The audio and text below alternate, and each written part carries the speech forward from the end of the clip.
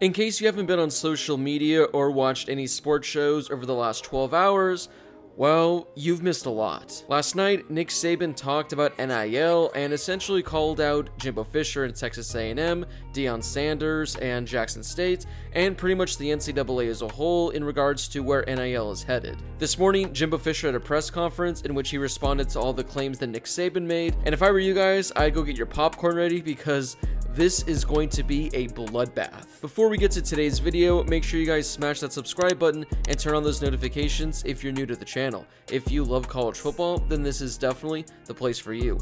Also, if you could take a second and drop a like on this video, I would greatly appreciate it as well.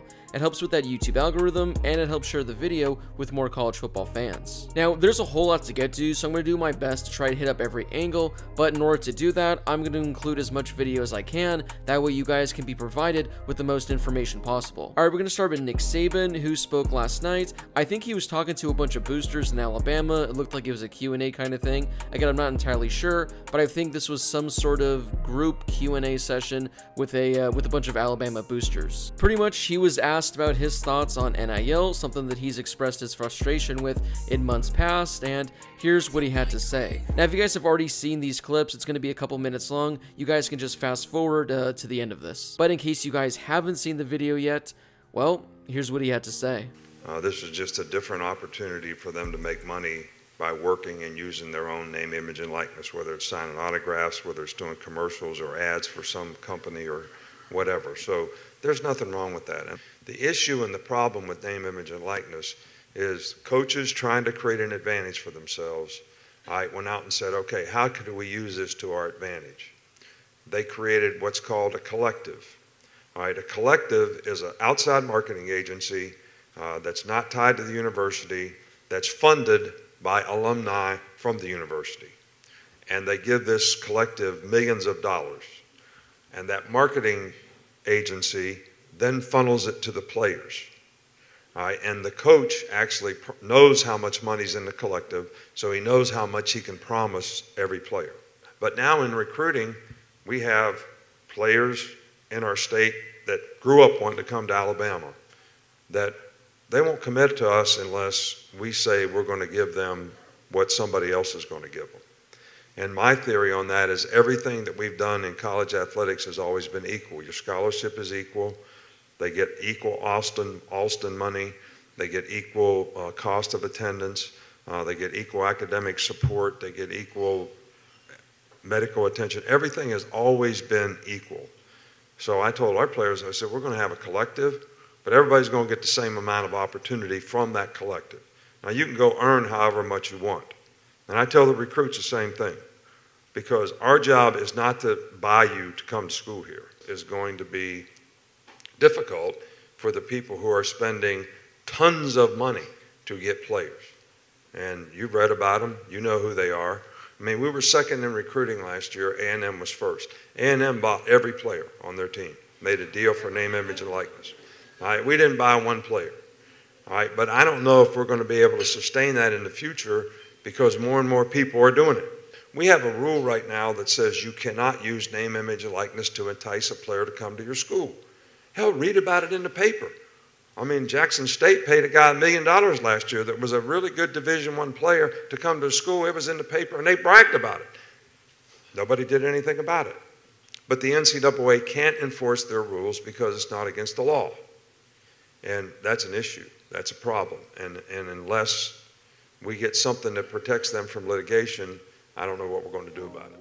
So like I mentioned, hearing this from Nick Saban is nothing really new, as we've heard him over the last few months pretty much talking about how NIL is unfair and it's going to make college football a lot worse than it already is. But yeah, he essentially called out Jimbo Fisher and Texas A&M, and he also called out Deion Sanders and Jackson State. Before we get to what Jimbo Fisher had to say in his press conference, let's go what Deion Sanders had to say, but all the stuff that he said came from Twitter. You best believe I will address that lie Coach Saban told tomorrow. I was awakened by my son that sent me the article stating that we paid Travis Hunter $1 million to play at Jackson State.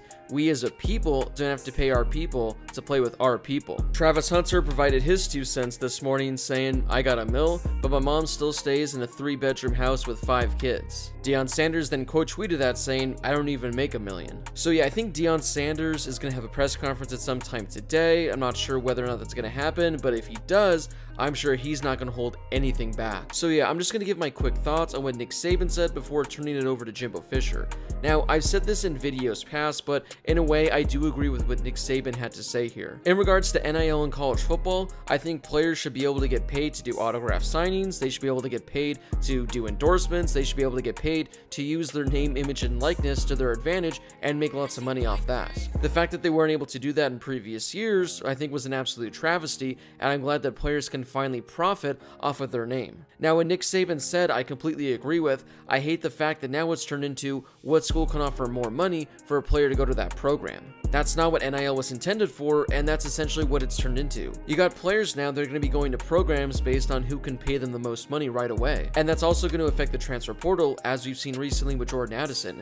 You're going to have schools reaching out to the players saying, we can offer you more money, so transfer to our program. Again, once a player gets to the program, if they're able to make $1 million off of endorsements with restaurants, car dealerships, anything like that, by no means is that a problem. But I do have to agree with Nick Saban in the fact that college football is potentially going down a really dark path in which all these programs are just going to raise a ton of money and the top dogs are going to be able to offer all the top recruits. I know that all this stuff has been kind of going under the table over the last decade or so, but now that it's out in the open and that it's public and that it's allowed, this is only going to get worse. I mean, looking forward over the next 5 to 10 years, are there going to be any schools that have any sort of chance to have a top 5 or top 10 recruiting class? So yeah, I do agree with Nick Saban saying that college football is going down a dark road, but then again, everything he said in regards to Texas A&M, you can't tell me that Alabama hasn't paid for a player. They haven't gotten all these 4- and 5-star guys without throwing some money under the table. Now, did they pay for every single recruit?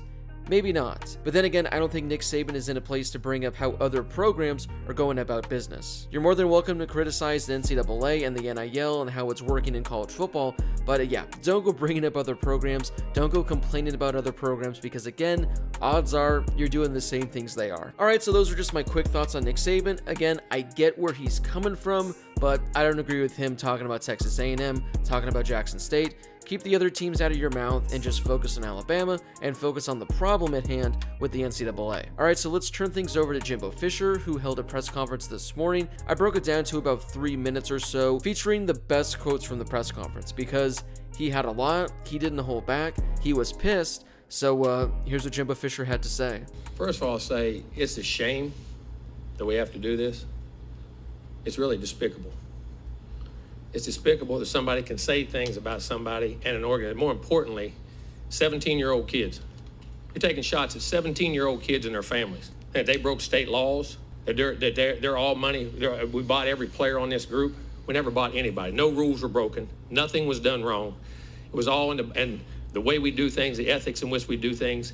And these families, it's despicable that a reputable head coach could come out and say this when he doesn't get his way or things don't go his way. The narcissist in him doesn't allow those things to happen, and it's ridiculous. But when he's not on top, and the parity in college football he's been talking about, go talk to coaches who coach for him. You'll find out all the parity. Go dig into wherever he's been. You can find out anything. And it's a shame that you got to sit here and defend 17-year-old kids and families and Texas A&M because we do things right. We're always going to do things right, but we're always going to be here. It's despicable that we got to sit there at this level of ball and say these things to defend the people of this organization, the kids, 17-year-old kids and their families. It's amazing. Some people think they're God. Go dig into how God did his deal. You may find out about a guy that a lot of things you don't want to know. We built him up to be the czar of football. Go dig into his past or anybody that's ever coached with him. You can find out anything you want to find out, what he does and how he does it. And it's despicable. It really is. And it's a shame we have to sit up here and have this conversation about things we do. And it's personal to us? Yes, it is. It's personal to A&M. It's personal to our players. It's personal to our coaches and everybody involved. And I know the guy. Know him really well. It's amazing that we're allowed to do those things. It's really despicable.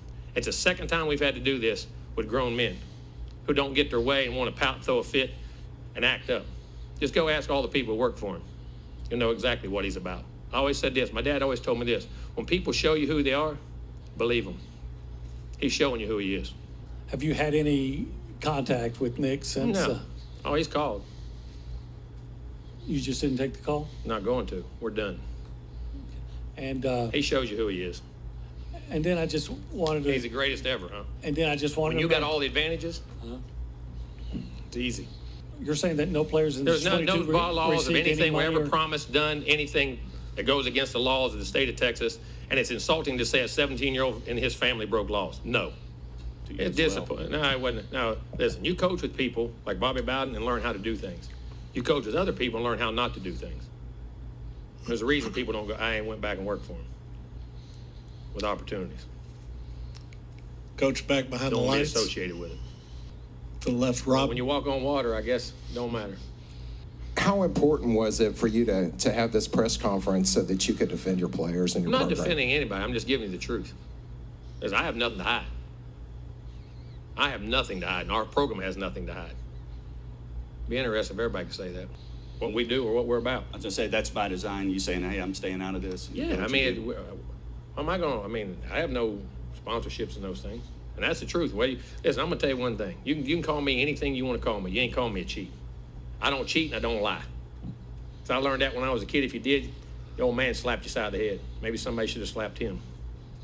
I just know that what we did was nothing wrong, was not done the wrong way. Nothing was promised, nothing was deal, and we didn't buy any players. You've been in this business a long time. A long time. And Seen a lot of things. It's disgusting to what we're into right now, especially by the people who are throwing the darts, who have no glass in their house. So my question was, is this the most upset, disappointed, angry you've been about something in your coaching career? It's despicable for what it does for the sport.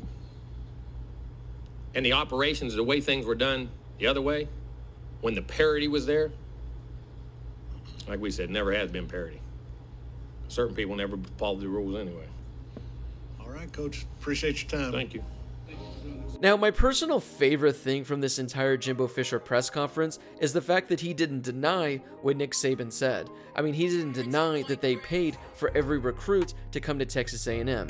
He said that we didn't break any laws, which I don't think Nick Saban accused Texas A&M of breaking any laws. I think he just said that they paid for all the recruits, and that's how they got the greatest class of all time. So yeah, Jimbo Fisher's saying, yeah, we didn't break any laws. We did everything that's legal. And the thing is, Jimbo Fisher's actually right. As of right now, it's not illegal to do what they're doing. You can pay all these recruits. You can have all these boosters funding millions of dollars in order to get the recruits there. And Jimbo Fisher knows that. He knows that he has an advantage. He knows that schools are going to have this advantage in regards to NIL deals, and he's just played it to his advantage more than any other coach has up to this point. Is it a shitty thing to do to essentially buy all these recruits to come to your program?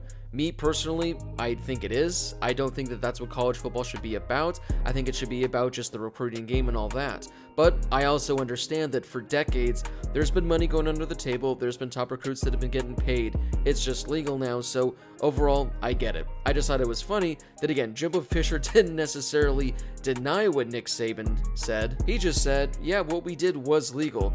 Pretty much acknowledging, yeah, we paid everyone, but based on the NCAA rules, we're able to do so. So yeah, this is just going to be an insane rivalry now between Nick Saban and Jimbo Fisher. Jimbo Fisher sounds like he hates Nick Saban, and I don't know what's going to happen between these two programs moving forward. What I do know is that the matchup between these two programs in October is going to be must-see television, and I'm really interested to see how that post-game handshake plays out. So yeah, what are your thoughts on this entire situation? What are your thoughts on Nick Saban calling out Jimbo Fisher, calling out Deion Sanders? And what are your thoughts on what Jimbo Fisher had to say this morning? I know that he said a lot, he went down a lot of different roads, but what are your thoughts on pretty much everything Jimbo Fisher had to say in regards to Nick Saban and in regards to Texas A&M and how they're playing out these NIL deals? Again, I already shared all my thoughts, but I'm very interested to hear what you guys have to say in the comment section down below. If you guys haven't done so yet, now is still the perfect time to smash that subscribe button and turn on those notifications if you're new to the channel. If you love college football, then this is definitely the place for you.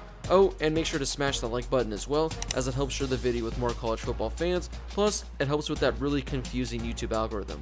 As always, thank you guys so much for watching, and I'll see you all in my next video.